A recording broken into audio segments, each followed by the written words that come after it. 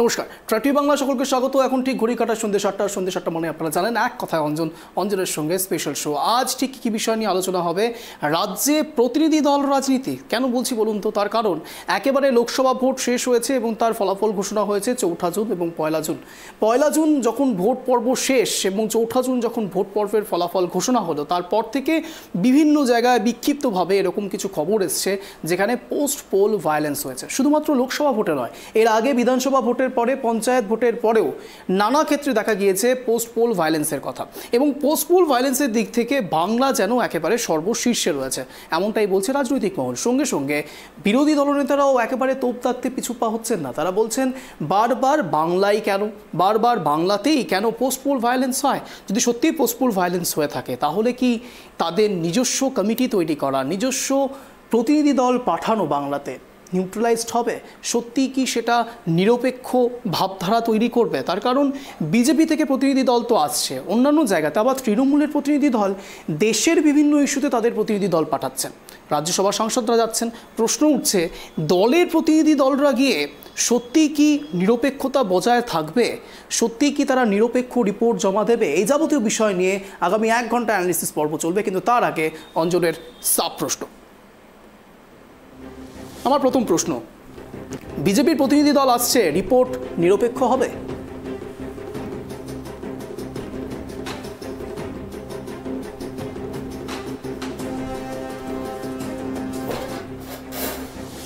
আমার দ্বিতীয় প্রশ্ন, প্রতিনিধি দলে আনাগোনা কোন রাজনীতির বহিঃপ্রকাশ?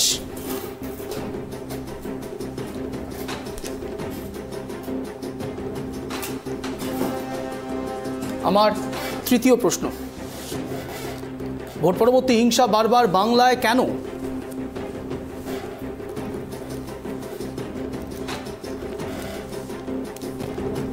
আমার চতুর্থ এবং অন্তিম প্রশ্ন,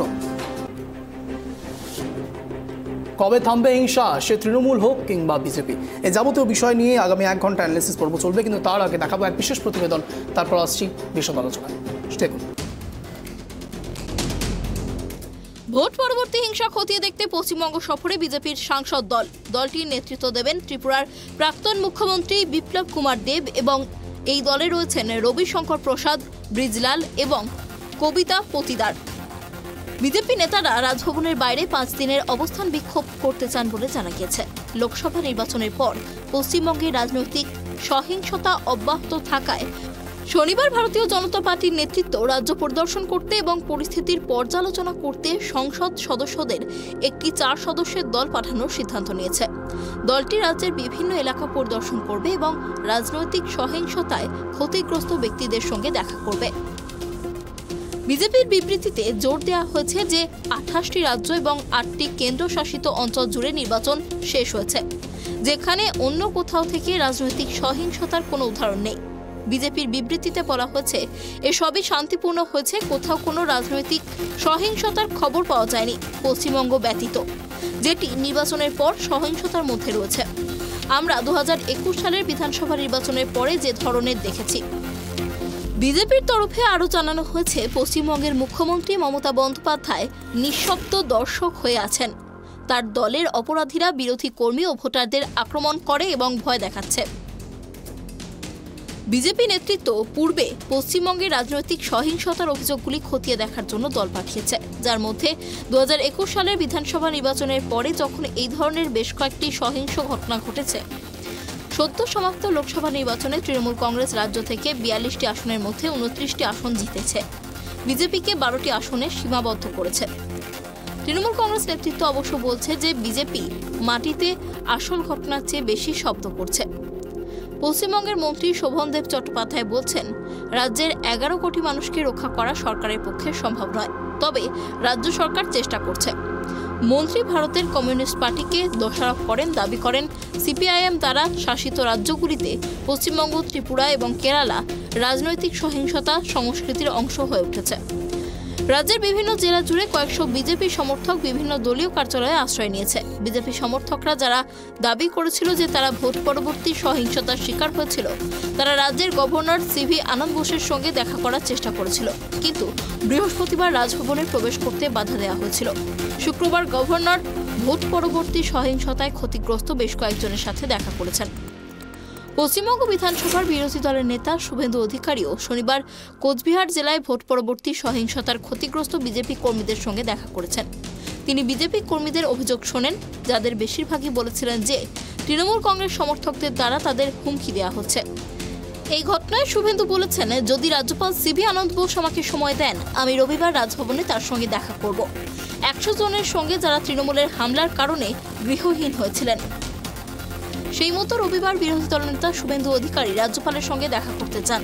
তবে বিজেপি কর্মীদের ওপর আক্রমণের ঘটনায় রাজ্য রাজনীতি উত্তাল হয়ে উঠেছে। আগামীতে প্রশাসনের তরফে কী ব্যবস্থা নেওয়া হয় সেদিকেই তাকিয়ে রাজ্যের বিরোধী দল BJP. Bureau report, tribe TV Bangla. আপনাদেরকে শোনালাম, বোঝানোর চেষ্টা করলাম ঠিক কী কারণে রাজ্যে প্রতিনিধি দল আসছে বিজেপির পক্ষ থেকে, এবং অন্যদিকে তৃণমূলের প্রতিনিধি দল বিভিন্ন জায়গায় যাওয়ার চেষ্টা করছেন, যেখানে যেখানে দেশের বিভিন্ন প্রান্তে কোনো ইস্যু তৈরি হচ্ছে। প্রশ্ন সেখানে নয়, প্রশ্ন হচ্ছে বারবার বাংলাতে কেন প্রতিনিধি দল শুধুমাত্র আজ আসছে এমনটা কিন্তু নয়। এর আগেও বিভিন্ন ক্ষেত্রে দেখা গিয়েছে বিজেপির প্রতিনিধি দলকে এই বাংলাতে আসতে, কখনো মানবাধিকার কমিশন, কখনো বিজেপির কোনো প্রতিনিধি দল কোর কমিটি তৈরি করে, কখনো বা তাদের পর্যালোচনা বৈঠকের জন্য বিভিন্ন সময় বিভিন্ন বৈঠক করবার জন্য তারা একেবারে বিভিন্ন রকমভাবে কমিটি তৈরি করে বাংলায় এসছেন। একেবারে 2019-এর লোকসভা ভোটের যদি ফলাফল দেখা যায়, তাহলে সেক্ষেত্রে দেখা যাবে যে বিজেপির সাংগঠনিক দিক থেকে অনেকটাই স্ট্রং হয়ে উঠছিল, এমনটা বলা হচ্ছিল রাজনৈতিক মহলে। সঙ্গে সঙ্গে 2021 সালে বিধানসভা নির্বাচনে তখন একেবারে হাওয়া উঠেছে, রাজ্যে তখন হাওয়া চলছে যে বিজেপি এবার একেবারে হয়তো রাজ্যে খুঁটি গাড়তে চলেছে।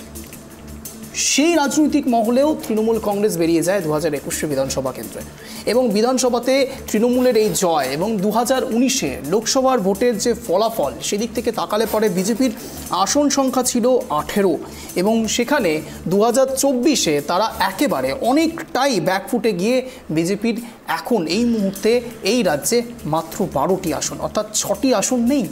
অন্যদিকে যদি 2014 সালে দেখা যায়, তাহলে দেখা যাবে মাত্র 2টি আসন থেকে 18টি আসন এবং তারপর 12টি আসন। বলা যেতে পারে রাজনৈতিক উত্থান পতন চলছে তৃণমূল কংগ্রেসের থেকেও বড় কথা বিজেপির, এবং বিজেপির এই উত্থান পতনকে কেন্দ্র করে রাজনৈতিক মহলে চর্চা চলছে যে 18টি থেকে 12টি কেন, 2-এর সঙ্গে 9 গুণ করলে পরে 18 হয়, 9 গুণ করলে পরে 18 হয়, সেখানে 9 গুণ বেড়ে যাওয়ার পরেও কেন 6 আবার কমে গেল, এটা নিয়ে রাজনৈতিক বিশ্লেষণ অনেক হয়েছে, অনেকেই রাজনৈতিক বিশ্লেষণ করছেন। কিন্তু প্রশ্ন, রাজনৈতিক বিশ্লেষণের থেকেও বড় কথা তারপরে যে পোস্ট পোল ভায়োলেন্স হচ্ছে, বিজেপির ওপরে যে হামলা হচ্ছে, বিজেপির থেকে যে অভিযোগ আসছে, সেটা কেন হচ্ছে? যে জায়গাতে যারা সত্যিই স্ট্রং, যারা সত্যিই শক্তিশালী, তাদের কাজ কি পোস্ট পোল ভায়োলেন্স করা, নাকি সবাইকে মিলে সংঘবদ্ধভাবে নাগরিকদের সেবা প্রদান করা? কোনটা জানার চেষ্টা করবো আগামী 1 ঘন্টা। কিন্তু তার আগে এই মুহূর্তে আমাদের সঙ্গে জুড়ে গিয়েছেন মাননীয় গেস্টরা, তাদের সঙ্গে পরিচয় পর্ব সারবো। এই মুহূর্তে জুড়েছেন আমাদের সঙ্গে মাননীয় সুস্মিতা বিশ্বাস, কংগ্রেস সমর্থক। আমাদের সঙ্গে জুড়ে গিয়েছেন মাননীয় অরিজিৎ মুখার্জি, বিজেপি সমর্থক। আমাদের সঙ্গে জুড়ে গিয়েছেন মাননীয় রূপম, তৃণমূল সমর্থক। আমাদের সঙ্গে জুড়ে গিয়েছেন রাজনৈতিক বিশ্লেষক মাননীয় জয়দেব ঘর। আপনাদের 4জনকেই স্বাগত ট্রাইব টিভি বাংলা এক কথা অঞ্চলের এই শোতে। আমি একেবারে প্রথম চলে যাব অরিজিৎ বাবুর কাছে। অরিজিৎ বাবু, বিজেপির প্রতিনিধি দল আসছে, সত্যি কি যে রিপোর্ট পেশ হবে তার আগে বিজেপির এই বিশেষণ যে বিজেপির প্রতিনিধি দল কতটা নিরপেক্ষ হবে রিপোর্ট? এর আগেও বিভিন্ন ক্ষেত্রে দেখা গিয়েছে মানবাধিকার কমিশন এসছে এ রাজ্যে, পার্থভৌমিকের নাম দেখা গিয়েছে, কিন্তু পরবর্তীকালে কেন্দ্র থেকেই আবার টিম এসে পার্থভৌমিকের নাম সেখানে নেই। এই খবরও কিন্তু ছিল, আপনি যথেষ্ট জানবেন এই বিষয়টা নিয়ে। আমার প্রশ্ন, কতটা নিরপেক্ষ থাকবে এইবার এই রিপোর্ট?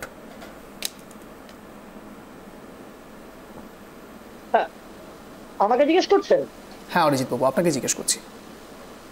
হ্যাঁ, দেখুন, আমাদের খুব পরিষ্কার বক্তব্য, একমাত্র বাংলা। আপনি যদি অন্যান্য রাজ্যের নির্বাচনগুলো দেখে থাকেন, তাহলে বহু রাজ্যে বিজেপি ভালো রেজাল্ট করেছে, সেখানে বিরোধী দলেরা কিন্তু এই অভিযোগ আনছে না।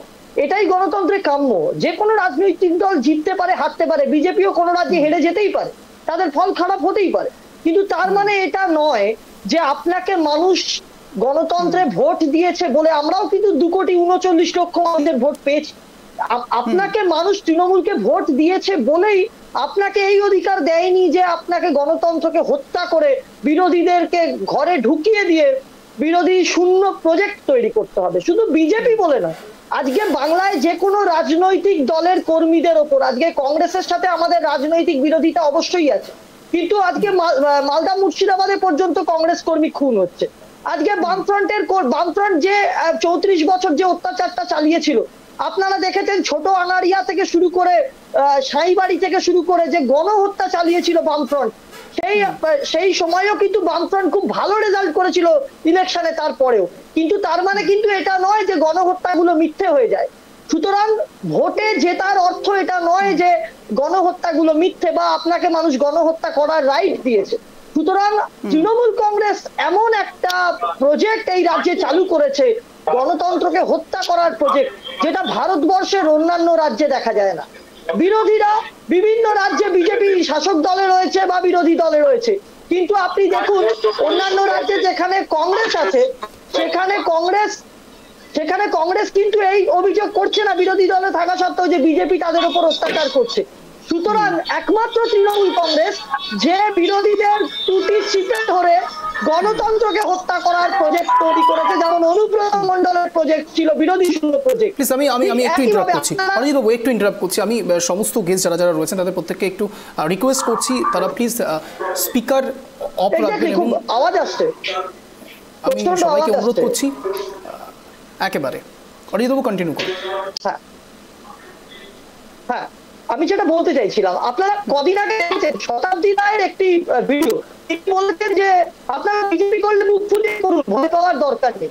সুতরাং এর থেকে প্রমাণিত যে বীরভূমের সাংসদ শতাব্দী রায় নিজেই প্রমাণ করে দিয়েছেন যে সেখানে অনুব্রত মণ্ডলের ভয় বিরোধীরা মাথা ছাড়া দিয়ে উঠতে পারতো না। সুতরাং এরকম অনুব্রত মণ্ডল সাজান দিকে দিকে রয়েছে। দেখুন, আমরা এটা বলছি না যে বিজেপি সমস্ত রাজ্যে জিতে যাবে, রাজনৈতিক বিরোধিতা থাকতে পারে। আজকে সুস্মিতা দি, জয়দেব দা বা এখানে তৃণমূল প্রতিনিধিরা তারা বিরোধিতা করবে, আমিও বিরোধিতা করব, কিন্তু তার মানে এটা নয় যে আজকে বিরোধিতা করার পর আমি যখন রাস্তায় বেরোবো তখন আমাকে এই ভয় থাকতে হবে যে ভাই আমি আজকে সংবাদ মাধ্যমে বলছি বা কোনো কর্মী বিজেপির ঝান্ডা ধরছে, তাকে হয়তো পরের দিন খুন হয়ে যেতে হবে।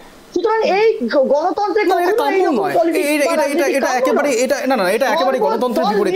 ঠিক আমি এখানে সহমত, আমি একেবারে সহমত জানিয়ে, আমি একেবারে অরিজিৎ বাবুর কথাতে সমর্থন জানিয়ে, তার কারণ এটা কোনো সুস্থ গণতন্ত্র নয়। আমার প্রশ্ন একেবারে চলে যাবে সুস্মিতা ম্যাডামের কাছে। ম্যাম, এটা তো খুব সত্যি কথা, দল মত নির্বিশেষ থাকতেই পারে। আপনি একরকম দল করবেন, অরিজিৎবাবু একরকম দল করবেন, জয়দেববাবু রাজনৈতিক বিশ্লেষণ হয়েও কাউকে সমর্থন করতে পারেন, কিংবা রূপমবাবু রয়েছেন, রূপমবাবু একটা দলকে সমর্থন করতেই পারেন। প্রশ্নটা সেখানে নয়, প্রশ্ন হচ্ছে দলমত নির্বিশেষে যে যাকে পারে ভোট দিতে পারে, সমর্থন জানাতে পারে, কিন্তু তার জন্য পোস্টপোল ভায়োলেন্স কেন হবে? কেন রাস্তায় দাঁড়ালে পরে বা রাস্তায় তারা যদি বের হয় তাহলে তাদেরকে এই ভয় নিয়ে বেরোতে হবে যে কেউ মেরে দিতে পারে বা শাসক দলের রুদ্রচক্ষু দেখতে হবে? কেন? বিষয়টা হচ্ছে এইটা নিয়েই আজ দীর্ঘদিন ধরে আমরা আলোচনা করছি, ইলেকশনের রেজাল্ট বেরোনোর পর থেকে, 4 তারিখের পর থেকে, যে আজকে ভোটটা যে যেখানে দিক সেটা তার গণতান্ত্রিক অধিকার, কিন্তু তারপরে এই পোস্টপোল ভায়োলেন্স কেন হবে? এই পোস্টপোল ভায়োলেন্স সারা পশ্চিমবঙ্গে সমস্ত বিরোধীদের উপরে অত্যাচার চলছে, শুধু বিজেপি তা নয়, বিজেপি, সিপিএম, কংগ্রেস সকলের উপর চলছে। এবার সেই জায়গায় দাঁড়িয়ে কেন এটা হবে, আমাদের প্রশ্ন এটা। শুধু তাই না, আজকে যারা তৃণমূলকে ভোট দিয়েছে তাদের যেমন মুখ্যমন্ত্রী মমতা ব্যানার্জি, যারা তৃণমূলকে ভোট দেয়নি তাদেরও মুখ্যমন্ত্রী মমতা ব্যানার্জি, আমাদের সকলের মুখ্যমন্ত্রী মমতা ব্যানার্জি। তাহলে সেই জায়গায় দাঁড়িয়ে তাদের জন্য সুবিচার তারা পাবে না কেন? সবচেয়ে বড় কথা হচ্ছে আমরা দেখছি দিন রাত সমস্ত বিরোধীদের উপরে অত্যাচার চলছে এবং সমস্ত বিরোধীদেরকে আজকে এক হয় তাদেরকে ভাতে মারা হচ্ছে, নালে তাদেরকে পাতে মারা হচ্ছে। পাতে মারার থেকেও ভাতে মারার একটা বিশাল প্রক্রিয়া চলছে। তার কারণ হচ্ছে আমরা দেখতে পাচ্ছি কারোর দোকান লুট করে নিচ্ছে, কারোর ব্যবসা লুট করে নিচ্ছে, কারোর গ্যারেজ, সেই গ্যারেজে ঢুকে 69টা গাড়ি একসাথে ভেঙে দিচ্ছে, চুরমাচুর করে দিচ্ছে। মানে তার রোজগার করে খাওয়ার ক্ষমতাটাই চলে যাচ্ছে। তার মানে মানুষকে যদি তুমি ভাতে মারতে পারো, সে সবার আগে ভেঙে পড়ে। তার কারণ হচ্ছে মানুষ রোজগার করে তার অন্ন বস্ত্র বাসস্থানের জন্য। সেই জায়গাটা যদি তুমি আঘাত করতে পারো, এটা তার সবচেয়ে দুর্বল জায়গা, সেই জায়গাটা আঘাত করো। আমরা দেখতে পেলাম, আপনার কাছে আবার আসবো, একেবারে আসবো। আমি রূপম বাবুর কাছে ঠিক এই জায়গাটাতেই চলে যাবো। রূপম বাবু, আপনারাও কিছু কিছু জায়গাতে আপনারাও আক্রান্ত হয়েছেন, আমি সেই ব্যাপারটাকেও অত্যন্ত কন্ডেম করছি, কিন্তু তার সঙ্গে সঙ্গে আমার প্রশ্ন একটা জায়গাতেই যে তৃণমূল কংগ্রেসের দিকে বারবার এই অভিযোগটা কেন আসছে যে শাসক দলের রোষে পড়ছে বাকি বিরোধী দলগুলো? কেন তাদের পার্টি অফিস ভাঙচুর হচ্ছে, কেন তাদের পার্টি অফিসে আগুন লাগিয়ে দেওয়া হচ্ছে, এবং তার সঙ্গে সঙ্গে যারা সাধারণ কর্মী তাদের বাড়িতে গিয়ে হুমকি থেকে শুরু করে তাদের বাড়িতে গিয়ে মারামারি করা হচ্ছে, এমনও ছবি উঠছে? কেন এটা কেন হবে রাজ্যের পরিস্থিতি? বাকি জায়গাতেও তো ভোট হয়েছে, সেই জায়গাগুলোতে তো এরকম ছবি দেখাই যায় না। রাজ্য কেন বারবার, বাংলা কেন? প্রথমেই বলি অঞ্জন বাবু, আপনি যখন শুরু করলেন, আপনি এখন কথা বললেন যে বিজেপির উত্থান আর পতন বাংলায়। আমি এখানে একটাই কথা বলতে চাইবো যে 2019-এ যা হয়েছিল তারপরের থেকে এ রাজ্যে বিজেপির কোনো উত্থান নেই, পতন আছে। তা মানুষই সেটা জবাব দিয়েছে। তারপরে দ্বিতীয়ত আসি, বিজেপি বিগত 4ই জুন বাংলায় যে হারটা বা সারা ভারতবর্ষে তাদের যে সেটব্যাকটা তারা পেয়েছে, আপনাকে একটু বিরত করছি। এই মুহূর্তে বিরোধী দলনেতা শুভেন্দু অধিকারী প্রেস কনফারেন্স করছে, তিনি কি বলছেন একবার শুনি, তারপর আসছি আলোচনা। রাজ্যপাল মহোদয়, আজকে উনার সানডে, অনেক শিডিউলের মধ্যে উনি আমাদের সময় দিয়েছিলেন। আমরা 106 জন ভিকটিম এবং লিডার অব অপোজিশন আমি মহামান্য রাজ্যপাল মহোদয়ের কাছে গেছি এবং মহামান্য রাজ্যপাল মহোদয়কে একটা 10-12 মিনিটের শর্ট ব্রিফিং দিয়েছি, রিটিন ডকুমেন্ট দিয়েছি এবং যা যা ঘটেছে ভিডিও ফুটেজ, পিডিএফ সমস্ত কিছু আমরা এবং স্টিল পিকচার সমস্ত মহামান্য রাজ্যপাল মহোদয়কে দিয়েছি। আমরা অত্যন্ত খুশি, পশ্চিমবাংলার অত্যন্ত মিষ্টি ভাষা বাংলাতে মহামান্য রাজ্যপাল মহোদয় আজকে অন লাইভ তিনি ভিকটিমদেরকে সম্বোধন করেছেন এবং বলেছেন ভিকটিমদের জন্য আমার দরজা খোলা, পুলিশ মন্ত্রীর জন্য দরজা বন্ধ। এবং কলকাতা পুলিশের যে টিম বৃহস্পতিবার অসভ্যতামি করেছে বিনীত গোয়েলের নির্দেশে মমতাকে খুশি করার জন্য, তাদের অবিলম্বে এখান থেকে চেঞ্জ করার নির্দেশ রাজ্যপাল মহোদয় দিয়েছেন। আমরা উনার কনস্টিটিউশনাল হেড, উনার পাওয়ার কি আমরা জানি। উনি পঞ্চায়েত নির্বাচনে 8,200 কমপ্লেন ওয়ার হাউস খুলে পাঠিয়েছিলেন, একটা তো অ্যাকশন টেকেন হয়নি, সেটাও পশ্চিমবঙ্গের লোক জানে। উনি আমাদেরকে কথা দিয়েছেন যে আমি শুধু স্টেট গভর্নমেন্টকে অ্যাডভাইস করা তা নয়, এবারে আমি আমার ক্ষমতা প্রয়োগ করে কেন্দ্রীয় সরকারকেও আমি সুপারিশ করব পশ্চিমবঙ্গে যেটা করার দরকার টু রেস্টোর কনস্টিটিউশন, মানুষের জান মাল নিরাপত্তা, তার জন্য আমি করব। আমি ওনাকে বলেছি পশ্চিমবঙ্গে সংবিধানের 4টা স্তম্ভ আক্রান্ত, ল মেকাররা আক্রান্ত, অপোজিশন লিডার, অপোজিশন এমএলএদের অ্যাসেম্বলি থেকে 5 মাস 6 মাস করে প্রত্যেক বছর সাসপেন্ড করে বাইরে রাখা হয়, বলতে দেওয়া হয় না। ব্যুরোক্রেসি আক্রান্ত, সব নর্মস ভেঙে রিটায়ার্ড লোকদের এক্সটেনশন দেয়। একটা বড় অংশের আইএএস এবং আইপিএস যারা মুখ্যমন্ত্রীর যারা বসংবোধ নয়, চটি চাটেন না, তাদেরকে কার্যত গ্যারেজ করে উনি বসিয়ে রেখেছেন, ব্যুরোক্রেসি নিশ্চিহ্ন। জুডিশিয়ারি এখানে অ্যাটাক, সবাই জানেন জাজেদের কিভাবে উনি অ্যাটাক করেন, জাজের বাড়িতে পোস্টার ফেলেন। সেই কারণে মাননীয় মুখ্যমন্ত্রীকে 5 লক্ষ টাকা ফাইন করেছিল। 2021 সালে মহামান্য বিচারপতি কৌশিক চন্দ্রের বেঞ্চ, কৌশিক চন্দ্র মহোদয় 5 লক্ষ টাকা কলকাতা হাইকোর্টের বারকে জমা দিতে হয়েছে, যেটা স্বাধীনতার পরে কাউকে দিতে হয়নি। শুধু তাই নয়, মিডিয়া যেভাবে অ্যাটাক হয়েছে, সংবিধানের 4র্থ স্তম্ভ, সেটাও আমরা সন্দেশখালির ঘটনা নিয়ে যেভাবে রিপাবলিকের রিপোর্টারকে কলার ধরে তুলে আনা হয়েছে, যেভাবে বিপি আনন্দের অ্যাসিস্ট্যান্ট ডাইরেক্টরকে সিনিয়র এডিটরকে নোটিশ পাঠিয়ে বলা হয়েছে সকালে আসতে, একাধিক পোর্টাল ইউটিউবারের বিরুদ্ধে আক্রমণ করা হয়েছে, অন্যান্য বেশ, চ্যানেল প্রিন্ট আপনারা মিডিয়া শুনছিলেন আক্রান্ত এতক্ষণ শুভেন্দু অধিকারী বিরোধী হয়েছে। দলনেতা আমরা ঠিক কি বলছিলেন, আপনাদের সামনে রাখলাম সেই কথা। আমি একেবারে চলে যাব রূপম বাবুর কাছে। রূপম বাবু, যে কথা আপনি বলছিলেন তার সঙ্গে সঙ্গে এখন আপনি দেখতে পেলেন একেবারে রাজভবনে রাজ্যপালের কাছে গিয়ে তিনি যে ছাড়পত্রের কথা বলছেন, যে বারবার করে শুভেন্দু অধিকারী যে কথা বলছিলেন যে পোস্ট পোল ভায়োলেন্স হয়েছে এবং একেবারে সংবাদ মাধ্যমের কর্মীরাও আক্রান্ত হয়েছেন কিছু কিছু ক্ষেত্রে, এটা কিন্তু খুব সত্যি কোনো ভুল কথা নয়। কিছু কিছু জায়গাতে আমরা ভোটের বিভিন্ন কভারেজ করতে গিয়ে আমরাও আক্রান্ত হয়েছি। প্রশ্ন ওঠে এটা কেন? বাংলাতে এই ছবি আর কতবার দেখতে হবে রূপমবাবু? সংবাদ করাটা ভুল, অন্যায় আমাদের। সংবাদ নিয়ে মানুষকে ইনফরমেশন দেওয়াটা আমাদের ভুল। তার সঙ্গে সঙ্গে যারা বিরোধী শিবিরে থাকবে তারা বিরোধিতা করলে পরে সেটা ভুল। নরেন্দ্র মোদী এখন একেবারে এনডিএ সরকারের প্রমুখ হয়েছেন, তার এগেনস্টেও কথা বলা হচ্ছে। তাহলে এখন এই কথা বলার জন্য শাসকের রোশানলে পড়তে হবে? বাংলাতে এই ছবি কেন ধরা পড়ে?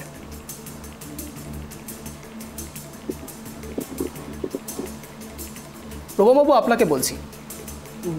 হ্যাঁ হ্যাঁ হ্যাঁ, দেখুন, আপনারা যে বিভিন্ন জায়গায় গেছেন বা ভোটের সময় গেছেন, সেখানে যদি কোনো জায়গায় আক্রান্ত হয়ে থাকেন সেখানে সেইটা শুনে আমি অত্যন্ত দুঃখিত।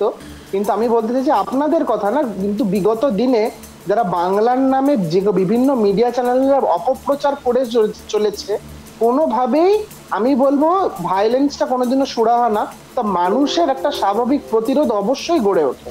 সেইটা যদি কিছু জায়গায় মানুষ যদি প্রতিরোধ গড়ে তুলতে চান, সেটা কোনো সময় প্রশাসন অবশ্যই দেখবেন বা সংবাদ মাধ্যমকে সেখানে কোনো অবস্থায় তারা বাঁচিয়ে আনার চেষ্টা করবেন, কিন্তু মানুষের এই প্রতিরোধ সেটা কোনো সময় আটকানো যায় না। এবং আপনারা যে ইস্যুগুলো বলছেন, আজকে শুভেন্দু অধিকারী যে কথাগুলো বলছেন, শুভেন্দু অধিকারী দুদিন আগে প্রেস মিট যখন করছিলেন, নিজের কথায় তিনি বলেছেন মমতা বন্দ্যোপাধ্যায়কে মানুষ মেনে নিয়েছে। তিনি সেটা মেনে নিয়েছেন এবং তিনি সেটা জানেনও, কারণ ভোট বাক্সে সেটা প্রমাণিত আজকে। এবার শুভেন্দু অধিকারী খবরে থাকার জন্য বিভিন্ন টেকনিক ইউজ করেন, যেটা বিগত দিনে উনি সন্দেশখালী নিয়ে করেছেন, তার স্টিং ভিডিও বেরিয়ে গেছে। এখন খবরে থাকার জন্য উনি তো আর, কারণ সন্দেশখালীতেও সেখানে তৃণমূল কংগ্রেস, যদি আপনি অঞ্চল ভিত্তিক রিপোর্ট নেন, তৃণমূল কংগ্রেস ওখানে জিতেছে। এবার খবরে থাকার জন্য বিভিন্ন টেকনিক ইউজ করার কায়দা শুভেন্দু অধিকারী জানেন, আজকে তিনি সেটাই করছেন। বিক্ষিপ্ত ঘটনা যদি ব্যক্তিগত আক্রোশে ঘটে থাকে এবং সেটা যদি রাজনৈতিক রং দেখা হয়, তা অত্যন্ত দুর্ভাগ্যজনক। এবং যদি কোথাও এই ঘটনা ঘটেও থাকে, বাংলার প্রশাসন অত্যন্ত তৎপর, তারা ব্যবস্থা নেবে। এবং আমি আশা করি যেখানে যারা দোষী, রাজনৈতিক রং ছাড়া সেই সুরাহা হবে এবং যাতে কোনো কেউ বাড়ি ছাড়া না হয়, কোনো মায়ের কোল খালি না হয়। তৃণমূল কংগ্রেস একান্তভাবে সেটাই চায় এবং সেটাই মানে। বেশ, আমি জয়দেববাবুর কাছে আসি। জয়দেববাবু, রূপমবাবু একই কথা বলছেন, সুস্মিতা ম্যামও একই কথা বলছেন, অরিজিৎ বাবু একই কথা বলছেন। সবার মুখে একটাই প্রশ্ন, একটাই কথা, সত্যি তো কেন এটা হবে? কিন্তু প্রশ্ন হচ্ছে কেন হবে থেকেও এইটা হচ্ছে, কেন ভায়োলেন্স হওয়ার থেকেও বড় প্রশ্ন এই জিনিসগুলো প্রতিনিয়ত বিভিন্ন জায়গায় বিক্ষিপ্তভাবে ঘটছে। জয়দেববাবু, প্রথম কথা বলি যে 2021-এর 2রা মে যে ঘটনাটি ঘটেছিল, আবার আমরা 2024 সালে তার পুনরাবৃত্তি দেখতে পাচ্ছি। 2021 সালের 2রা মের পরেও এই ভোট সন্ত্রাস এবং ভোট সন্ত্রাস নিয়ে একাধিক কমিশন পশ্চিমবঙ্গে এসেছিল। তার মধ্যে এনএইচআরসি ছিল, তার মধ্যে SC/ST কমিশন ছিল, NCW মানে ন্যাশনাল কমিশন ফর ওমেন ছিল, এবং বিজেপির তো বিভিন্ন প্রতিনিধি দল ছিল। তার আউটকাম আমরা যদি এনএইচআরসি ধরি, আমরা SC/ST কমিশন ধরি, আমরা NCW ধরি, প্রত্যেকেই বলেছেন যে না, সেরকম পোস্টপোল ভায়োলেন্সের কোনো এভিডেন্স আমরা পাইনি, এবং সেই রকম ভাবে যে প্রশাসন মদত দিয়েছে এবং প্রশাসনের মদতপুষ্ট হয়ে এই পোস্টপোল ভায়োলেন্স হয়েছে, অ্যাডমিনিস্ট্রেশন ব্যাক পোস্টপোল ভায়োলেন্স হয়েছে, সেরকম কোনো প্রমাণ পাইনি। পাওয়া গেলে যেটা শুভেন্দু বাবু এখন দাবি করছেন, এই দাবি তো আমরা বারবারই শুনেছি, রাষ্ট্রপতি শাসন জারি হবে 356 এবং 355। বিজেপির সমস্ত কর্মী সমর্থকরা আশায় ছিল যে পশ্চিমবঙ্গে নিঃসন্দেহে 2021-এ 2রা মের পরে যা হয়েছে তাতে রাষ্ট্রপতি শাসন জারি হবে। তখন সংখ্যাগরিষ্ঠতা ছিল মোদী সরকারের হাতে। তো তখন যদি এতগুলো কমিশন, 33টা কমিশন, NHRC, SC/ST, NCW কি করলো? কোথায় প্রমাণ করতে পারলো? কোথায় তার রাষ্ট্রপতি শাসন জারি হলো? আবার তার রেপ্লিকা শুরু হয়েছে। আবার শুরু হবার পরে যদি এত কথা হচ্ছে, তো সরাসরি যখন রাজ্যপাল কনভিন্সড হয়ে গেছেন যে হ্যাঁ এইসব হচ্ছে, আমি এবার ব্যবস্থা নেবো, সরাসরি একটা রেকমেন্ডেশন স্টেপ ডাউন করুক। রেকমেন্ডেশন স্টেপ ডাউন করলে সেন্ট্রাল গভর্নমেন্ট তো বাধ্য 356, 355 ইম্পোজ করার জন্য। রাজ্যপাল রেকমেন্ডেশন করলে রাজ্যে 356, 355 কাল সকাল থেকে হয়ে যাবে। যদি এর সত্যি কথা এভিডেন্স থাকে এবং এর যদি সত্যি সারবত্তা থাকে, আমি তো বলবো শুভেন্দু বাবুকে এবং রাজ্যপালকে ইমিডিয়েট ইম্পোজ 356 and 355। আপনারা 2021-এর পরে অত কিছু বলার পরে, অত কমিশন হবার পরে কেন হলো না রাষ্ট্রপতি শাসন জারি? কেন হলো না? কেন এত মারধর, রক্তের কোনো ন্যায় বিচার হলো না? আবার বলছেন 2024-এ রক্তক্ষরণ হচ্ছে, তার ন্যায় বিচারের জন্য রাজ্যপাল আজকেই চিঠি লিখুক প্রধানমন্ত্রীকে যে পশ্চিমবঙ্গে ইমিডিয়েট রাষ্ট্রপতি শাসন জারি করো 356, 355। বিরোধী দলনেতা বলুক, সবাই বুদ্ধিজীবী সমাজ বলুক, বাস হয়ে যায়। এত ঢাকগুড়গুড় 2021 থেকে হয়ে বেলুর ফুস, আজকে আবার সেই একই বেলুনে হাওয়া ভরা হচ্ছে। কিন্তু আলটিমেটলি বাংলার মানুষ জানতে চাইছে যে যদি এটা সত্যি হয়ে থাকে, বাংলার বদনাম হচ্ছে, তাহলে কেন্দ্রীয় সরকার কেন চুপ করে বসে আছে? রাষ্ট্রপতি কেন চুপ করে বসে আছে? রাজ্যপাল কেন চুপ করে বসে আছে? কেন বাংলায় 356 এবং 355 জারি হচ্ছে না? তার মানে কি পুরোটাই ড্রামা? তার মানে কি পুরোটাই সাজানো, শুধুই বাজার গরম করার এক অভিনব পন্থা? যদি সেটা না হয়, তাহলে এই একই দোষে, রাষ্ট্রপতির শাসন জারি না করার দোষে দোষী রাষ্ট্রপতি স্বয়ং, রাজ্যপাল স্বয়ং, প্রধানমন্ত্রী স্বয়ং, বিরোধী দলনেতা স্বয়ং। কারণ এখানে যদি সত্যি এই পোস্টপোল ভায়োলেন্স হয়ে থাকে এবং এখানে যদি সত্যি রক্ত ঝরে থাকে, তাহলে প্রত্যেকটা মানুষকে ন্যায় বিচার পাইয়ে দেওয়া, জাস্টিস পাইয়ে দেওয়া রাষ্ট্রপতির কাজ, রাজ্যপালের কাজ, বিরোধী দলনেতার কাজ, প্রধানমন্ত্রীর কাজ। তারা সেই কাজ করছে না, ব্যর্থ হচ্ছে। 2021-এ ব্যর্থ হয়েছে, আবার আজকে ব্যর্থ হচ্ছে। তাহলে এই মানুষগুলোকে জাস্টিস পাইয়ে দেবে কে? এর জন্য যদি এটা সারবত্তা হয়ে থাকে, আজকে সকাল রাত্রির মানে আজকে রাত্রির কাল সকাল থেকে পশ্চিমবঙ্গে রাষ্ট্রপতি শাসন জারি করে দেখাক রাজ্যপাল, রাষ্ট্রপতি, প্রধানমন্ত্রী, বিরোধী দলনেতা, ওই মানুষগুলোকে জাস্টিস দেওয়ার জন্য। শুধু প্রেস বাইট, প্রেস মিট আর ড্রামা, ছবি আর ভিডিও, এগুলো সব ফেক হতে পারে, সাজানো হতে পারে। এগুলো সন্দেশখালীতে প্রমাণ হয়েছে, বিভিন্ন সময় বিভিন্ন জায়গায় প্রমাণ হয়েছে যে এইসব ড্রামাবাজি চলতে পারে রাজনীতিতে। রাজনীতিতে এইসব ড্রামা নাটক হয়েছে, বহুবার হয়েছে, আজও হচ্ছে, হতে পারে। রাজনৈতিক কারণে এই জায়গাতে ড্রামা হচ্ছে, রাষ্ট্রপতির দায়িত্ব ড্রামা হচ্ছে করা।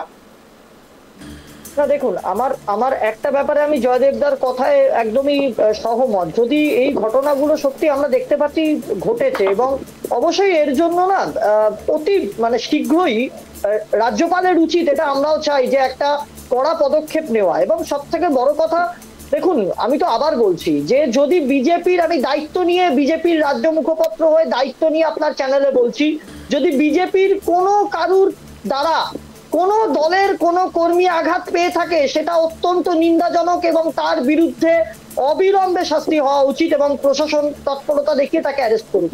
কিন্তু আপনি দেখবেন 99% জায়গায়, এই রাজ্যে 99% জায়গায়, যেখানে শাসক দলের হাতে পুলিশ প্রশাসন দুষ্কৃতি, সুতরাং শাসক দল বিরোধীদের কণ্ঠরোধ করছে। এবং আজকে ঘর ছাড়াদেরকে নিয়ে যখন রাজ্যের বিরোধী দলনেতা আগের দিনও গেছিলেন এবং আজকেও পর্যন্ত তিনি রাজ্যপালের কাছে গেছেন, আমরা দেখেছি কোচবিহারের একজন বিজেপি মহিলা সংখ্যালঘু তিনি মহিলা কর্মী বিজেপির, তাকে ধর্ষণের হুমকি দেওয়া হচ্ছে, বলছে তুলে নিয়ে যাওয়া হবে, পুরুষদের দিয়ে অত্যাচার করানো হবে।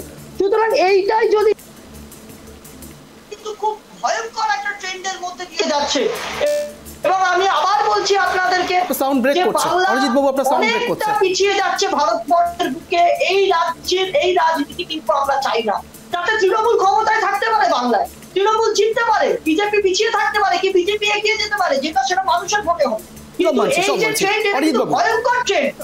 আমি সব মানছি অরিজিৎ বাবু, বেশ বেশ অরিজিৎ বাবু, আমি সব মেনে নিচ্ছি, আমি সব মেনে নিচ্ছি, আমি সব মানছি, আমি নিয়ে যাচ্ছে যে বেশ। এই বাংলা বোধহয় ভারতবর্ষের বাইরে, এটা তৃণমূল কংগ্রেস বুঝিয়ে দিতে চাইছে যে এই বেশ। বাংলা ভারতের কোনো অরিজিৎ বাবু। আইনকে মানে না, যেখানে মুখ্যমন্ত্রী মমতা বন্দ্যোপাধ্যায় এবং সাংসদ অভিষেক বন্দ্যোপাধ্যায় হাইকোর্টের বিরুদ্ধেও মন্তব্য করেছিলেন।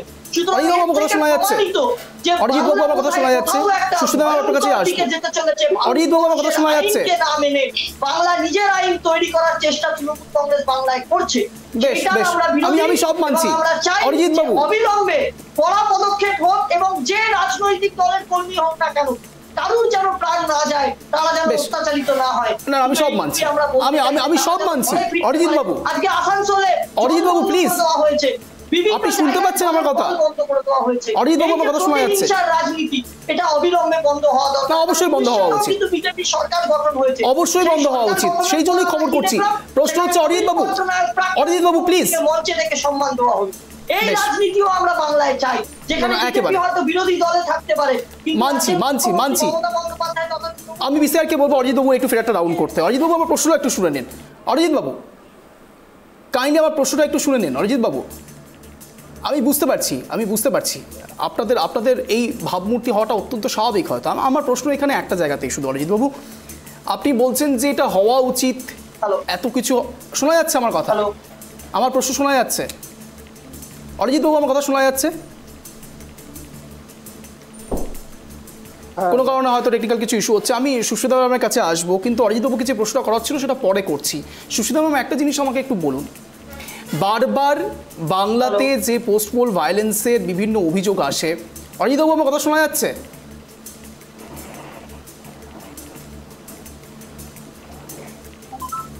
অরিজিৎ বাবু, আপনার হ্যালো। হয়তো কোনো টেকনিক্যাল কিছু প্রবলেম হচ্ছে। সুস্মিতা ম্যাম, হ্যাঁ, আপনার কাছে শুনতে আসছি। হ্যাঁ, শোনা যাচ্ছে। আমার কথা শোনা যাচ্ছে অরিজিৎ বাবু? বেশ, সুস্মিতা ম্যাম, আপনার কাছে একটু পরে আমি আসছি। যেটা বললাম সেটা শোনা গেছে তো?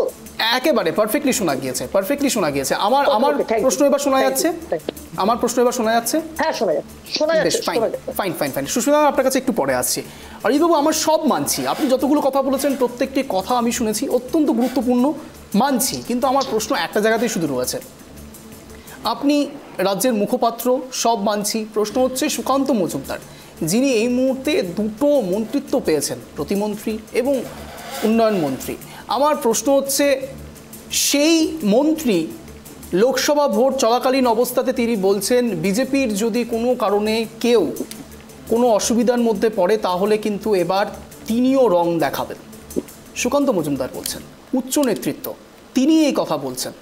প্রশ্ন হচ্ছে, উচ্চ নেতৃত্ব লোকেরাই যদি এইভাবে থ্রেট করে ওপেন মিডিয়াতে, কখনো কখনো নিজেরা সোশ্যাল মিডিয়াতে সেগুলো আপলোড করে, তাহলে সাধারণ কর্মীদের মধ্যে কি বার্তা যায়? শুধু সুকান্ত মজুমদার বলে নয়, বিভিন্ন ক্ষেত্রে তৃণমূল কংগ্রেসের ক্ষেত্রেও এই বিষয়গুলো দেখা গিয়েছে। আপনারা মিডিয়াতে অনেক বড় বড় কথা বলতে পারেন, অনেক বড় বড় ভাষণও দিতে পারেন। প্রশ্ন হচ্ছে, গ্রাউন্ড লেভেলের রিয়ালিটিটা একটু আলাদা। তার কারণ আপনারা যে কথাগুলো বলেন সেই কথার উপর বেস করে নিচের যারা লোকেরা থাকে, সমর্থকরা যারা থাকেন, তারা ইনফ্লুয়েন্স হন। সেই ক্ষেত্রে আপনাদের সংগঠন কতটা স্ট্রং? আপনারা এখন যাচ্ছেন পোস্ট পোল ভায়োলেন্সের জন্য, তারা তাদের পাশে দাঁড়াচ্ছেন, মিডিয়া বিবৃতি দিচ্ছেন, বিভিন্ন জায়গায় ফুটেজ দিচ্ছেন আপনারা। প্রশ্ন হচ্ছে, তারাই আবার সোশ্যাল মিডিয়াতে এইসব ভিডিও আপলোড করছেন। দুটো বিষয়কে কন্ট্রাডিক্ট করছে না তো? দেখুন, সুকান্ত বাবু যেটা বলেছেন, তিনি এটাই বোঝাতে চেয়েছেন যে বারবার বিরোধীরা কেন মার খাবে, তারা কিন্তু প্রতিরোধ গড়ে তুলবে এবার, এটাই তিনি বোঝাতে চেয়েছেন এবং এই কথার সারমর্ম এটাই। কিন্তু সাংসদ অভিষেক বন্দ্যোপাধ্যায় বলেছিলেন একটা ঘটনাকে কেন্দ্র করে, আপনি মনে করে দেখুন, যে আমি থাকলে এখানে মাথায় গুলি করতাম। আপনাকে আমি আবার কোট করছি, সাংসদ অভিষেক বন্দ্যোপাধ্যায় একটি ঘটনাকে কেন্দ্র করে বলেছিলেন যে পুলিশটার জায়গায় আমি থাকলে মাথায় গুলি করতাম। সুতরাং যদি তৃণমূল কংগ্রেসের উচ্চ নেতৃত্ব এই ধরনের কথা বলে, দেখুন আমি আবারও বলছি, দলমত নির্বিশেষে যে কেউ এই ধরনের মন্তব্য করুক, সেটা কখনোই গণতন্ত্রে কাম্য নয়। কিন্তু যখন মার খেতে খেতে মানুষের পিঠ দেওয়ালে ঠেকে যায়, তখন কিন্তু মানুষ প্রতিরোধ করতে শুরু করে। এটা আপনাকে তাহলে তো এখানে আমরণ, বাংলাতে নিউটনের থার্ড ল চলেই যাবে, সমান এবং বিপরীতমুখী প্রতিক্রিয়া সারা জীবন ধরে চললে তাহলে ভায়োলেন্সটা কমলো কবে? কমবেই বা কবে? তাহলে আপনি বলুন, বিরোধীরা আজকে রাজ্যপালের কাছে যেতে পারবে না, তাদেরকে আটকানো হবে বিরোধী দলনেতাকে সবাই গিয়েছেন তো আজকে শুভেন্দু তারা অধিকারী আজ গেলেন তো তুলতে পারবে না। শুভেন্দু অধিকারী আজ গেলেন তো সুতরাং আমি আপনার প্রত্যেকটি কথাকে মানছি কোর্টে যেতে হয়েছে মানছি আমি মানছি আমি সেই প্রশ্ন তৃণমূল কংগ্রেসের কাছেও রাখবো আমার প্রশ্ন হচ্ছে চলতে গেলে আমি রূপম বাবুর কাছে আসবো আমি রূপম বাবুর কাছে আসবো তার আগে সুশীল ম্যামের কাছে আসবো। সুশীল ম্যাম, একটা বিষয় সত্যি খুব গুরুত্বপূর্ণ, আপনারা বিরোধীরা যখনই কোনো সংঘবদ্ধ হয়ে কোনো আন্দোলন করার চেষ্টা করছেন বাংলাতে, তখন তাদেরকে হাইকোর্টে যেতে হচ্ছে এবং পারমিশন নিতে হচ্ছে, এটা সুস্থ গণতন্ত্র। এই তৃণমূল কংগ্রেস আপনাদের থেকে বেরিয়ে আজ এত বড় সংগঠন তৈরি করেছে 1998। আমার প্রশ্ন হচ্ছে, আপনারা কি এই শিক্ষা দিয়ে বের করেছিলেন? আমরা এই শিক্ষা দিয়ে বের করেছিলাম কিনা সেটা তো আমাদের স্বভাব আচরণের মধ্যে দিয়ে প্রকাশ পায়, আমরা কি ধরনের আচরণ করি তার মধ্যে দিয়ে নিশ্চয়ই প্রকাশ পায়। সবচেয়ে বড় কথা হচ্ছে সেটা তো ওই জঠরটাকে তো বিশ্বাস করেন না মমতা ব্যানার্জি এবং সেটাকে মানেনও না। তা সুতরাং সেই স্বয়ংসক্রিয় দল, ওই তৃণমূল থেকে কংগ্রেস থেকে আসা কিছু লোক, কিছু ওই শওকত মোল্লা, শেখ শাহজাহান, রেজাক মোল্লার মতো কিছু সম্পদকে নিয়ে এসছে সিপিআইএম এর থেকে। বেশ কিছু উনি বলেন যে আমরা সিপিআইএম এর সাথে জোট করেছি, আমরা সব ভুলে গেছি। উনি বেশ কিছু গান্ধীবাদী নেতাদের নিয়ে এসেছেন সিপিএম থেকে, আমাদের জানা নেই, মানে এরকম কিছু লোকজন নিয়ে তিনি দলটা তৈরি করেছেন। আজকে সেই দলে তো আমরা দেখতে পাচ্ছি বর্তমান পরিস্থিতি কি, বিরোধীদের কিভাবে কন্ট্রোল করা হচ্ছে এবং কিভাবে গণতন্ত্রকে গলা টিপে হত্যা করা হচ্ছে। তবে একটা কথা বলতে হয় যে আমি এইটা একদম জয়দেবদার সাথে সহমত পোষণ করব যে 2021-এ পর, যে 2021-এর ইলেকশনের 2রা মে রেজাল্ট বেরোনোর পর যে পোস্টপোল ভায়োলেন্স দেখা গেছিল, সেই পোস্টপোল ভায়োলেন্সের সময় আমরা অনেক হুঙ্কার শুনেছিলাম, অনেক হুঙ্কার দেখেছিলাম। সে সময় স্টেবল মোদী সরকার ছিল, মোদীময় সরকার, যেই সরকারে মোদীময় হয়ে রয়েছিল, মানে মোদী সর্বস্ব। সেই সরকার কিন্তু সে সময় না 355 ধারা জারি করেছে, না 356 ধারা জারি করেছে। প্রথমে অনেক ফুল্ল গ্যাস বেলুনের মতো ফুস হয়ে গেল। তার পরবর্তী ক্ষেত্রে আমরা যখন আজকের দিনে দাঁড়িয়ে 2024-এর ইলেকশনের রেজাল্ট বেরোনোর পর যে পোস্টপোল ভায়োলেন্স দেখছি, সেই পোস্টপোল ভায়োলেন্সে এই সরকার কিছু করতে পারবে কিনা তার খুব সন্দেহ আছে।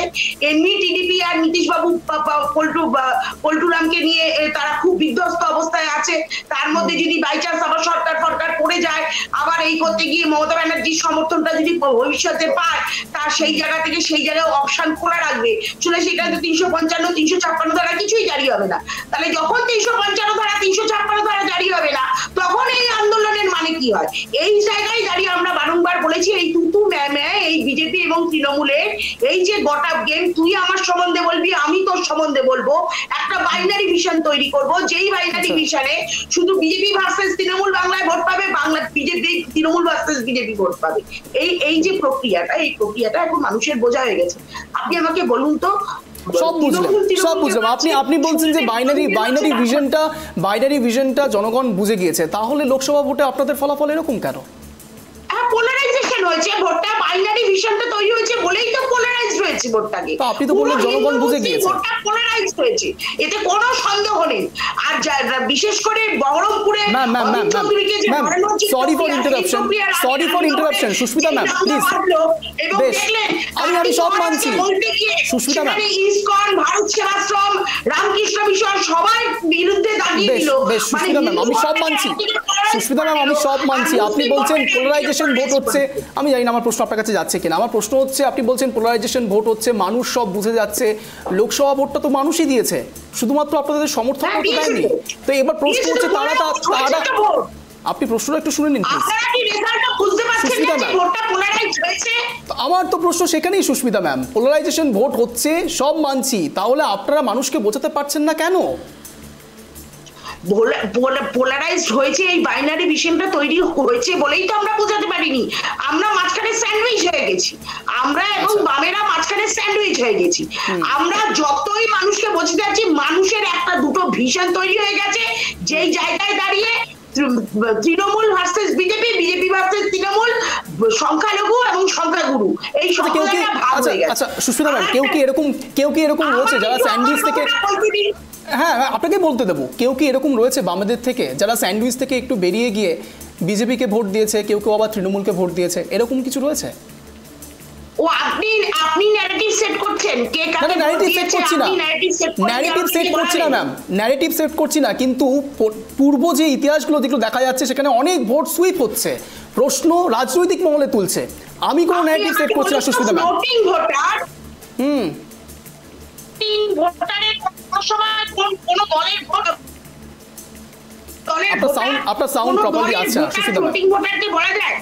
আজকে ফ্লোটিং ভোটার যখন বাম থেকে তৃণমূল ক্ষমতায় আসলো, সেই ফ্লোটিং ভোটাররা যারা বামফ্রন্টকে ভোট দিত, তারা তৃণমূল কংগ্রেসকে সমর্থন করলো বলেই তো তৃণমূল কংগ্রেস ক্ষমতায় আসলো, এটা তো অস্বীকার করার কোনো জায়গা নেই। আবার বিজেপির যখন আসন এখানে বাড়লো, তার মানে তৃণমূলের থেকে কিছু ভোট এবং বামেদের থেকে কিছু ভোট সেখানে ট্রান্সফার হয়েছিল। কিন্তু আমি বলতে পারি না এটা বামেদের ভোট, এটা তৃণমূলের ভোট, এটা বিজেপির ভোট, এটা কংগ্রেসের ভোট। ভোটার হচ্ছে ফ্লোটিং ভোটার আছে 40%। এই 40% ভোটাররা সবসময় ঠিক করে, নির্ধারণ করে বর্তমান পরিস্থিতির উপরে তারা ভোটটা দেয়। এই ফ্লোটিং ভোটারদেরকে আপনি কারো ভোট বলে দাঁড়িয়ে দিতে পারেন না। ঠিক আছে, তাহলে হ্যাঁ করতে চাই, এই যে এত গুলি চলছে, এত বোমা মারছে, এই এত বোমা গুলি আসছে কোথা থেকে? তৃণমূল কংগ্রেস বলছে আমাদের দল এই সন্ত্রাসকে এনরোজ করে না। আপনাদের দল যদি এই সন্ত্রাসকে এনরোজ না করে, আপনারা যদি এই শেখ শাহজাহান, শওকত মোল্লা এদের মতো মানুষদেরকে যদি না পুষতেন, তাহলে আপনাদের দলটাই টিকতো না, আপনাদের দলটাই থাকতো না পশ্চিমবঙ্গে। আজকে সেই জায়গায় দাঁড়িয়ে আপনারা যে বিরোধিতা করছেন, আপনারাই জোট করেছেন, মানুষকে জল দেওয়া হচ্ছে না, এরকম উদয়ন গুহ বলেছে, লক্ষ্মীর ভান্ডার পাবে না, লক্ষ্মীর ভান্ডার পাবে না। লক্ষ্মীর ভান্ডার কি কারো ঘরের টাকা এনে দিচ্ছে? লক্ষ্মীর ভান্ডারটা কোথায়, কাদেরকে দিচ্ছে? বরানগরের দৃশ্য ভুলে গেছে কংগ্রেস, যে সিপিএম এর সাথে কি ওখানে জোট করে ক্যান্ডিডেট দিয়েছে? আপনাদের দলে কটা গান্ধীবাদী নেতা আছে একটু বলবেন? আপনাদের দলে কটা গান্ধীবাদী নেতা আছে? আপনি আগে আমাকে একটা কথা বলুন, আপনি কি প্রদেশ কংগ্রেস মুখপাত্র না জাতীয় কংগ্রেস মুখপাত্র? আমি এইটুকু জানতে চাই শুধু। শাহজাহান, আপনি কি প্রদেশ কংগ্রেস মুখপাত্র না জাতীয় কংগ্রেস মুখপাত্র? কটার নাম বলবো আপনাকে? আপনি কি আপনি প্রদেশ কংগ্রেস মুখপাত্র না জাতীয় কংগ্রেস মুখপাত্র? শুধু পতাকা বদলে গেছে। আমি সব মানছি, আমি দুজনকে এখানে থামাবো, আমি দুজনকেই থামাচ্ছি। আমি একটা জিনিস খুব অদ্ভুত লাগে, এবারেও বামেদের খাতা খোলেনি লোকসভা ভোট। আমি সুযোগ দেবো অরিজিৎ বাবু, কিন্তু তার আগে আমি একটু জয়দেব বাবুর কাছে আসবো, আর তার আগে আসবো রূপম বাবুর কাছে। একটা বিষয় আমার কাছে বড্ড ইন্টারেস্টিং লাগে, বামেদের ক্ষেত্রে এবারেও খাতা খুলতে পারেনি বামেরা, এবারেও তারা শূন্য। রাজনৈতিক মহল বলছে বামেরা নাকি অপ্রাসঙ্গিক হয়ে যাচ্ছে, কিন্তু বামেরা মিডিয়াতে প্রত্যেকটি প্যানেল ডিসকাশনে অত্যন্ত ইম্পর্টেন্ট হয়ে দাঁড়ায়।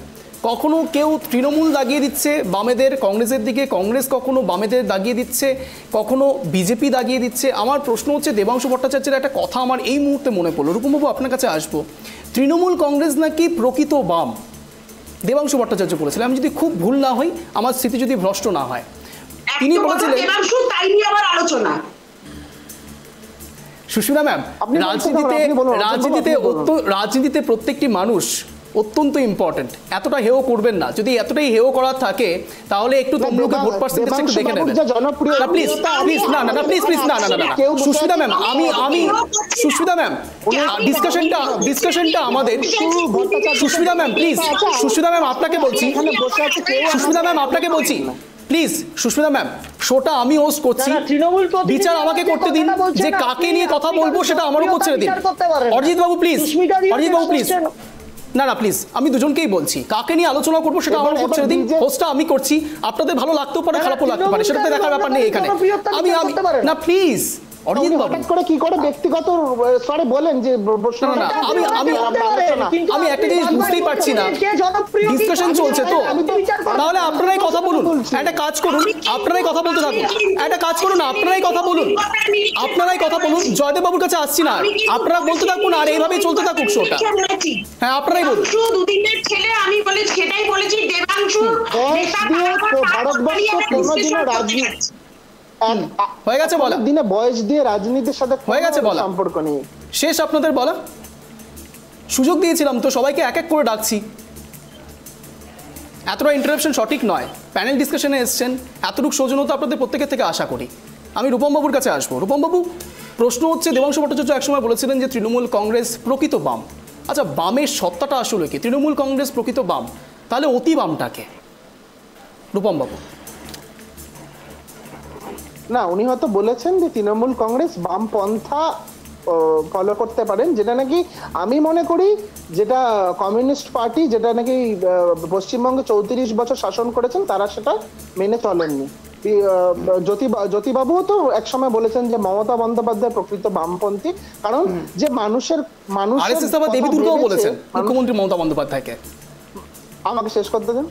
মানুষের কথা ভেবেছেন, মানুষের পাশে থেকেছেন, নিচু স্তরের লোকেদের সাথে কাজ করেছেন, সেটাই আমার মতে বামপন্থা। কিন্তু সিপিএম তো ধারে পাশ দিয়ে যায় না। আচ্ছা আচ্ছা, বেশ, আমি জয়দেববাবুর কাছে আসবো। জয়দেববাবু, সামগ্রিক বিষয়টা নিয়ে আপনি এতক্ষণ ধরে শুনছিলেন, কি বুঝতে পারলেন বলুন তো? আমার প্রশ্নটা কি অত্যন্ত অপ্রাসঙ্গিক ছিল জয়দেববাবু? না, প্রশ্নটার যে মাহাত্ম্য বা যা গুরুত্ব বা প্রাসঙ্গিকতা, সেটাই আশা করি অনুধাবন করতে পারেননি আমাদের মাননীয় প্যানেল। কারণ প্রশ্নটার মধ্যে সমাজবাদ, প্রশ্নটার মধ্যে শ্রেণীশত্রু, শ্রেণী বৈষম্য, এবং সব থেকে বড় কথা হচ্ছে যে লড়াই আজকে রাজনৈতিক ময়দানে হচ্ছে গরিব মানুষ, গরিব মা বোনেদের নিয়ে, সেই গরিবের কথাই তো বলে মার্ক্সবাদ।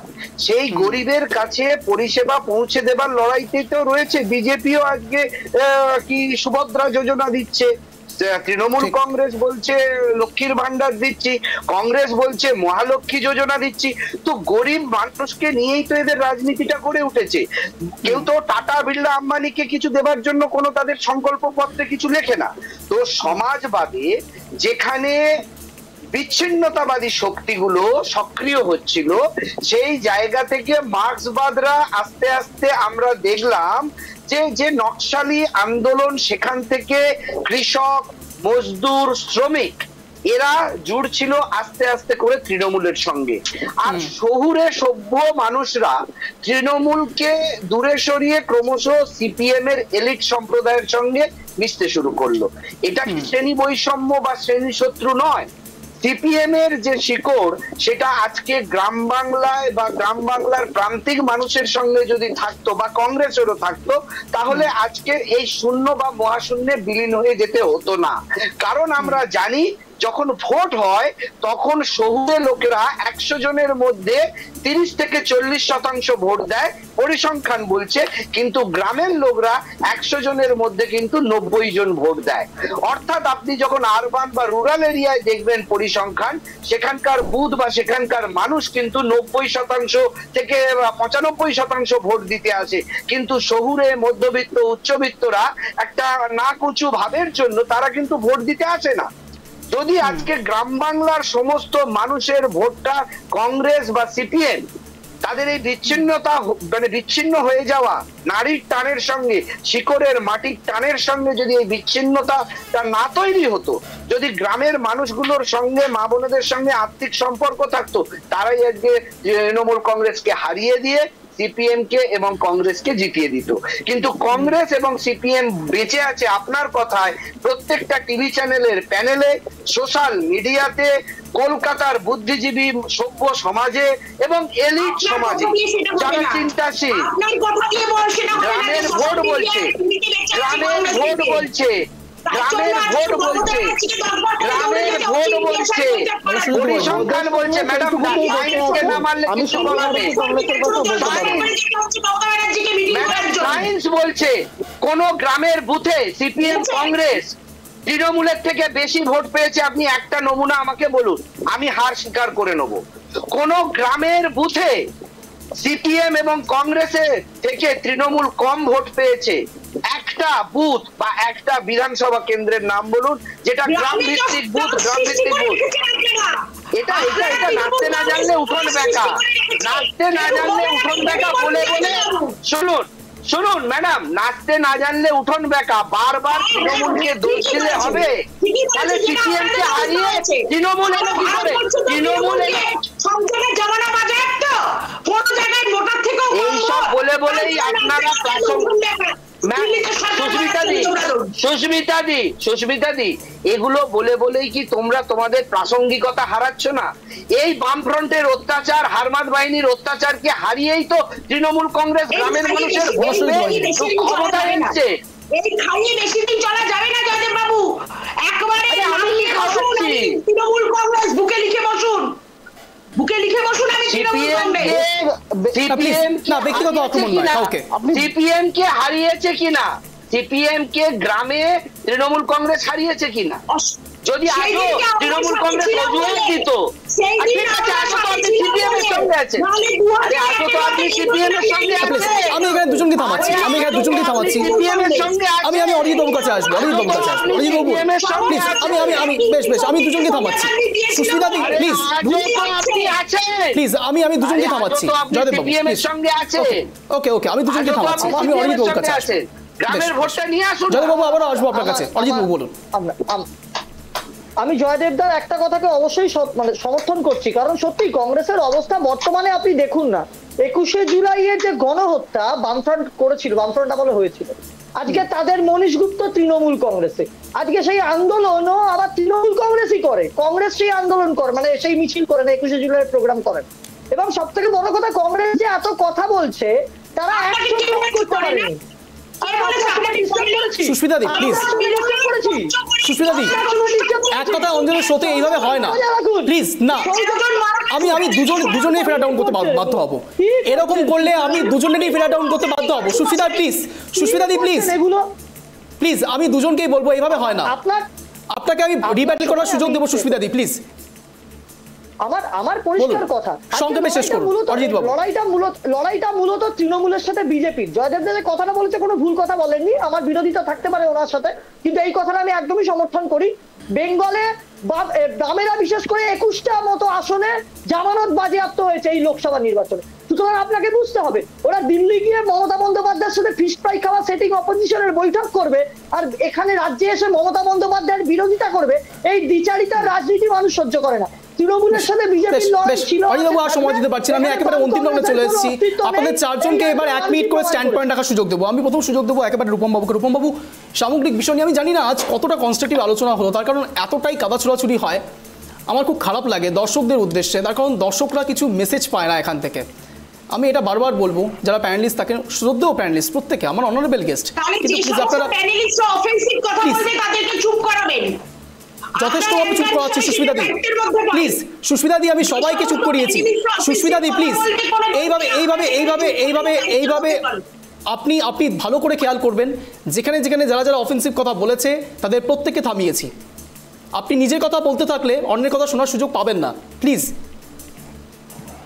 আমি রূপম বাবুর কাছে আসবো। রূপম বাবু, আপনার 1 মিনিট সময় শুরু হচ্ছে এখন, বলুন, আনইন্টারাপ্টেড। আমি প্রথমেই বলবো যে এখানে আমাদের কারোরই লড়াই, যারা এখানে প্যানেলিস্টে বসে আছি বা বিভিন্ন দলকে প্রতিনিধিত্ব করছে, কারোরই ব্যক্তিগত স্তরে কোনো লড়াই নেই।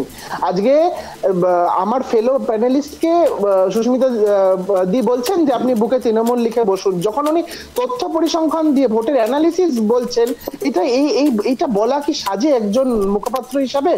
এটা কি কোনোদিনও বলতে পারে? ভোটের অ্যানালিসিস উনি ভোটের পার্সেন্টেজ হিসাবে এবং ভোটের স্টাডি করে উনি বলছেন কিভাবে জঙ্গল মহলের মানুষ তৃণমূলের সাথে জুড়েছে, কিভাবে গ্রামের মানুষ তৃণমূলের সাথে জুড়েছে, কারণ তৃণমূল পরিষেবা দিয়েছে, তৃণমূল মানুষদের পাশে থেকেছে। এটাই তো রাজনৈতিক। আমরা সকলে মানে যাই করি নিজেদের জীবনে, তার সাথে আমরা রাজনীতির ছাত্র, রাজনীতিকে নিয়ে পড়াশোনা করি বা রাজনীতি নিয়ে চর্চায় থাকি। উনি সেই কথা বলেছেন, ব্যক্তিগত আক্রমণ একদমই এখানে উচিত ছিলেন। আর সমগ্র যে দর্শক আছেন তাদের জন্য এই কথাটাই বলবো যে শান্ত বাংলাকে অশান্ত করার চেষ্টা, যেটা বারবার ওরা চেষ্টা করে চলেছে, নইলে বিগত দিনে যদি সত্যি এমন কিছু থাকতো তাহলে ওরা অনেক আগে কোনো অ্যাকশন নিতে পারতো। যেহেতু তারা বেসলেস অ্যালিগেশন। আমি সুস্মিতাদির কাছেই আসবো। সুস্মিতাদি, আপনার 1 মিনিট সময় শুরু হচ্ছে এখন, আনইন্টারাপ্টেড, বলুন। প্রথমত আমার তৃণমূলের বন্ধুকে আমি বলতে চাই, আমি প্যানেলটা অনেকদিন ধরে করি এবং জয়দেব বাবুকেও অনেকদিন ধরে চিনি, সুতরাং কে কি বলতে পারে, কে কি করতে পারে সেটা আমি খুব ভালো জানি। এবং উনি কি হিসাবে বলেছেন, উনি রাজনৈতিক বিশ্লেষক হিসেবে বিশ্লেষণ করে বলেছেন না কি হিসাবে বলেছেন সেটা আমি খুব ভালো জানি, আমি তার উত্তরটাই দিয়েছি। আমি কাউকে উত্তর দেবো না, আমি উত্তরটা কি হিসাবে দিয়েছি, 1 নম্বর কথা। 2 নম্বর কথা হচ্ছে, উনি যদি বিশ্লেষণ করে বলতেন আমি ওনাকে কিছু বলতাম না। উনি বারংবার আমাকে মানে রীতিমতো চেস করে বলেছেন যে যদি কংগ্রেস পারুক তো ক্ষমতা থাকে তো ভোটটা নিয়ে আসুক। তাই আমি ওনাকে মনে করাতে চেয়েছি সর্বভারতীয় প্রেক্ষাপটে আমি বলছি আজকে চেস করে চ্যালেঞ্জ করে মমতা ব্যানার্জি যদি ক্ষমতা থাকে বাংলার বুকে বাইরে অন্য কোথাও গিয়ে কোনো স্টেট থেকে গিয়ে ভোট নিয়ে জিতে আসুক, দেখি দেখার ক্ষমতা। সংক্ষেপে 2 নম্বর কথা। 3 নম্বর কথা হচ্ছে আমি একটাই সবার কাছে বলবো যে সবাই আমাকে চেনে মোটামুটি প্যানেলিস্ট হিসাবে, আমি কখনো হিংস্র কথাবার্তা বলি না এবং কাউকে অপমানজনক কথাবার্তাও বলি না। আজকে আমি বাধ্য হয়েছি, কারণ আজকে আমার ধৈর্যের বার্তা ভেঙে গেছে, তাই জন্য আমি বলেছি এইভাবে। আমার বলাটা কোনো জায়গায় হয়তো সেও হয়নি, আমার উচিত ছিল না এইভাবে বলার, কিন্তু যখন আমার দলকে কেউ চ্যালেঞ্জ করে বলবে সেই জায়গায় আমার বলতেই হয়। তবে একটা কথা বলবো, এই পোস্টপোল ভায়োলেন্স, আমার কাছে আর সময় নেই, এক সেকেন্ড একটা কথা শুধু শেষ করে নি। পোস্টপোল ভায়োলেন্সের ক্ষেত্রে আমি একটা কথা বলবো, সমস্ত দলের লোকেদের আমার মনে হয় সবকিছুর ঊর্ধ্বে গিয়ে এগিয়ে আসা উচিত। পোস্টপোল ভায়োলেন্সে যেন একটি ব্যক্তিরও মৃত্যু না হয়, কেউ যেন ঘর ছাড়া না হয়, কারো অন্ন বস্ত্র বাসস্থানের যেন অভাব না হয়। সমস্ত দল আমরা সেখানে হাতে হাত মিলিয়ে যেন কাজটা করতে পারি। বেশ সময় শেষ। অভিজিৎ ভোট নিয়ে আসার কথার অর্থ মাটি কামড়ে পড়ে থাকুন, মানুষের সাথে থাকুন। কারণ আমার সময় যেহেতু আমি বলি, আমার একটাই কথা, তৃণমূল হোক, কংগ্রেস হোক, বিজেপি হোক, সিপিএম হোক, আবার বলছি আমরা যারা চ্যানেলে বসি তাদেরকে অনেক দায়িত্ব নিয়ে কথা বলতে হয়। আমরা প্রত্যেকে এটাই চাই এবং আমিও ব্যক্তিগতভাবে এটাই চাই, কোনো ব্যক্তি আক্রমণ নয়। আমরা চাই মানুষের মতো রাজনীতি করুক, নিজের মতো, তারা হারুক জিতুক যে কোনো রাজনৈতিক দল, তাদের কর্মীরা যেন মারধর না খায়, অত্যাচারিত না হয়, গণতন্ত্র যেন কখনো হত্যা না করা হয় গণতন্ত্রকে। এবং মিডিয়ার একটা মারাত্মক ভূমিকা আছে, আমি মিডিয়ার সদর্থক ভূমিকাকে অসম্ভব সম্মান করি। গণতন্ত্রের চতুর্থ স্তম্ভ, তারা তুলে ধরুক খবর এবং তাদের উপরও যেন কোনোদিনও কোনো আক্রমণ নেমে না আসে, এই প্রার্থনা করি। তৃণমূল কংগ্রেস শাসক দল হতে পারে এই রাজ্যে, তারা 29টা সিট পেয়েছে, আমরা হয়তো ভারতের সর্ববৃহৎ পার্টি 240টা সিট পেয়েছি, কংগ্রেস 99টা সিট পেয়েছে, 100-র নিচে। কিন্তু আমরাও চাই যেখানে যেখানে বিজেপি আছে তারা যেন ভালোভাবে মানুষকে নিয়ে চলে, সে তো ভারতীয় জনতা এনডিও তো সংখ্যা বেড়েছে। আমার কথা সেটাই যে সবাইকে নিয়ে চলুক, এটুকুই আমরা বলতে চাই। বেশ, একেবারে নিয়েই চলতে হবে। দেখুন সুস্মিতা দি, মোদি প্রাইম মিনিস্টার হয়েছে, আমি দুজনেরই সাউন্ড মিউট করতে বলবো। একেবারে অন্তিম রাউন্ডে চলে এসেছি, সময় শুরু হচ্ছে।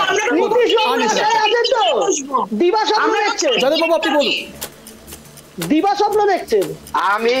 আমি একটাই জিনিস প্রার্থনা করব মহামান্য রাষ্ট্রপতির কাছে, মহামান্য রাজ্যপালের কাছে, মাননীয় প্রধানমন্ত্রীর কাছে এবং মাননীয় বিরোধী দলনেতার কাছে, যে হয় আপনারা যদি এই কথাগুলো সত্যি হয়, এই ভিডিওগুলো সত্যি হয়, এই অত্যাচারগুলো সত্যি হয়, এই রক্তপাতটা যদি সত্যি হয়, আজই রাত থেকে আপনারা রাষ্ট্রপতি শাসন জারি করুন, 356 এবং 355 ধারা জারি করুন।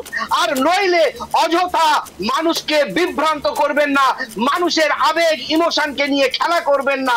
হয় আজ রাত থেকেই আপনারা রাষ্ট্রপতি শাসন জারি করে দিন বাংলার বুকে, হোক 356 হোক 355, আর নইলে আগামী দিন থেকে বাংলার উন্নয়নের জন্য, বাংলার মানুষের উন্নয়নের কথা বলুন, বাংলার মানুষের উন্নয়ন নিয়ে রাজনীতি করুন।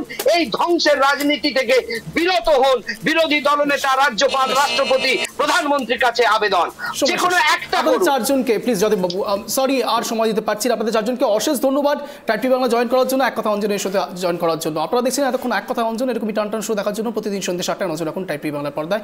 নমস্কার।